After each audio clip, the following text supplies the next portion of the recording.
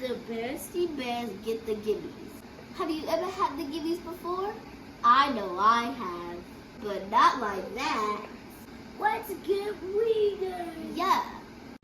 The Berenstain Bears Get the Gimmies by Stan and Jen Berenstain. Of course, the members of the bear family who lived in the big treehouse down a sunny dirt road in bear country love each other. They loved each other very much. Brother and Sister Bear loved their mama and papa.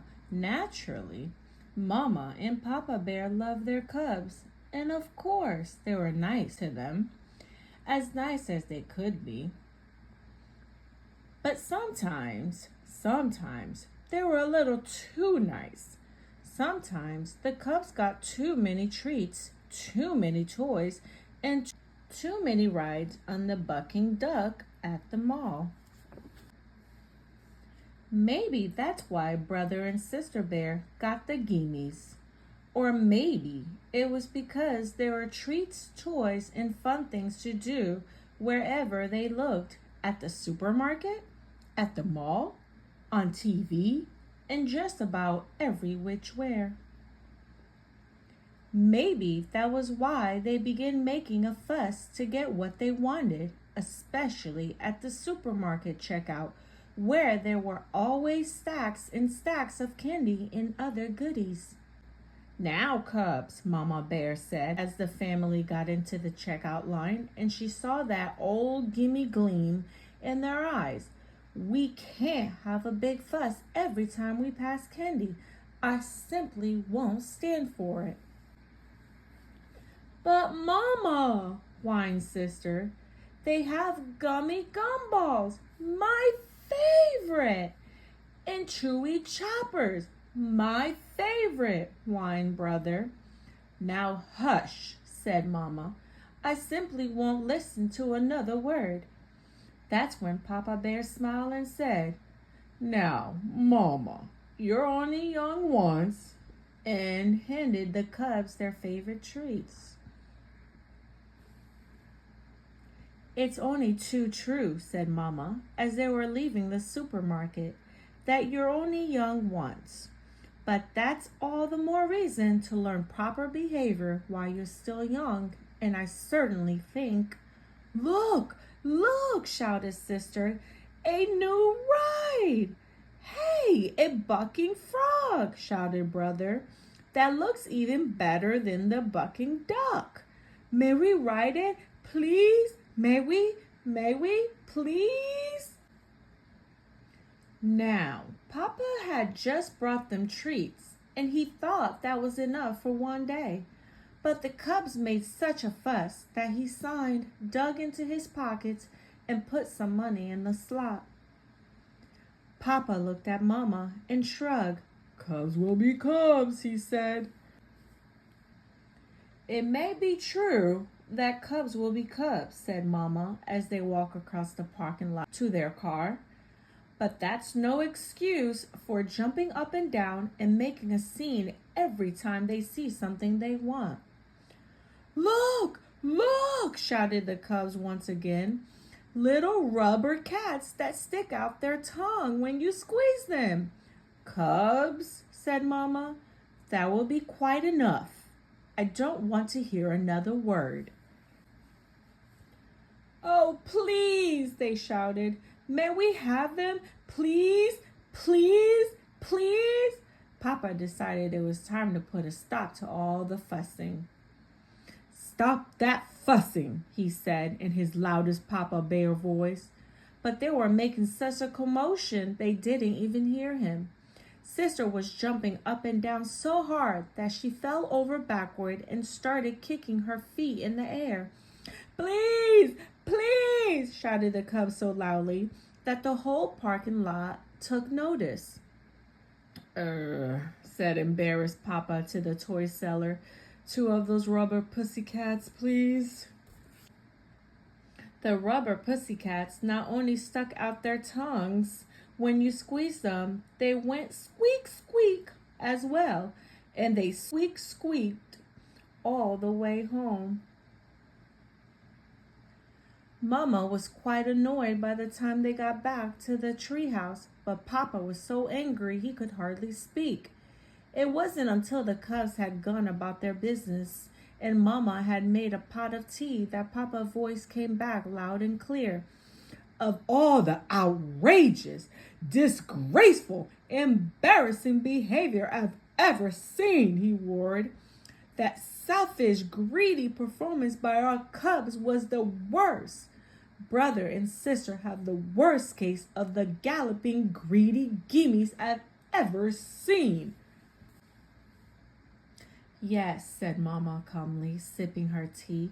But have you ever stopped to think about why they have the Gimmies? Perhaps their greedy behavior isn't all their fault.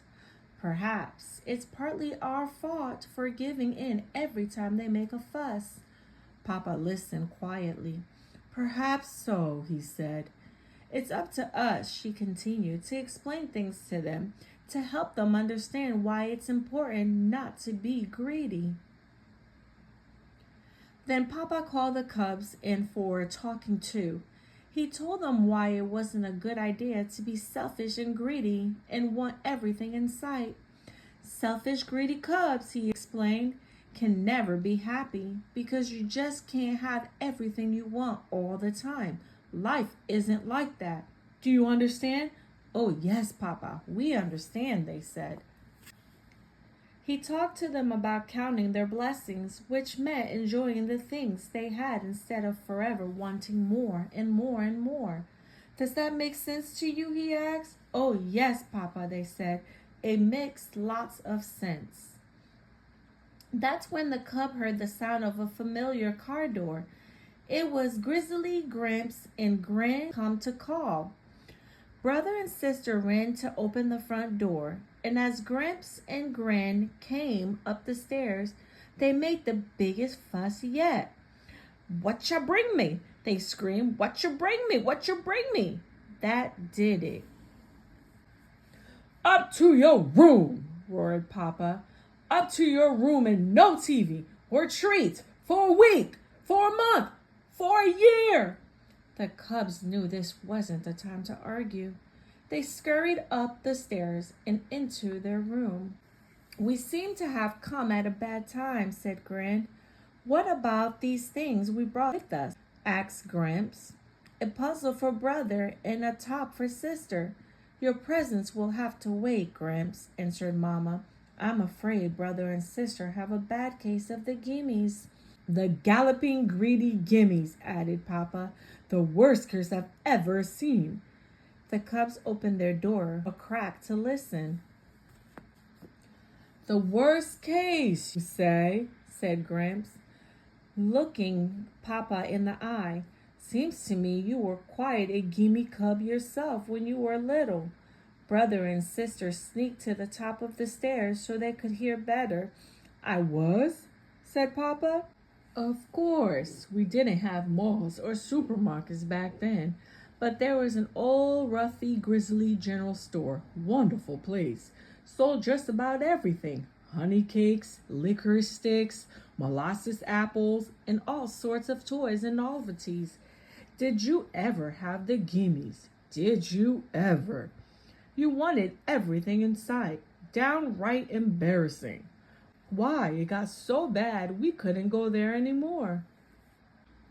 So we worked out a deal, said Grin. When it came time for a trip to the general store, we had you decide on a treat ahead of time.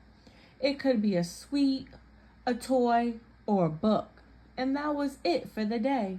Right, said Gramps? Right, said Gramps. And if you came down with the Gimmies, we went right home and you got nothing. That sounds like a pretty good plan to me, said Mama. Me too, said Papa. The cubs tippy-toed back to their room. It sounded okay to them too. The next time the Bear family went to the supermarket, they tried the Gramps and Gran plan, and it worked. Brother decided he would get a book about dinosaurs, and sister wanted a new box of crayons. Mama and Papa were very proud when the cubs passed the candy rack without so much of a peep. brother and sister were pretty proud of themselves too. But then they heard it, the familiar sound of a cub with a bad case of the Gimmies. The kicking, screaming cub was just behind them in the checkout line. You never heard such a fuss. What outrageous, disgraceful, embarrassing behavior, said sister. May we leave? Yeah, said brother. Let's get out of here. And that's how brother and sister bear got rid of a pretty bad case of the galloping greedy Gimmies. The end. Thank you for reading with us. We hope you enjoyed Story Time with NakeemTV. Bye.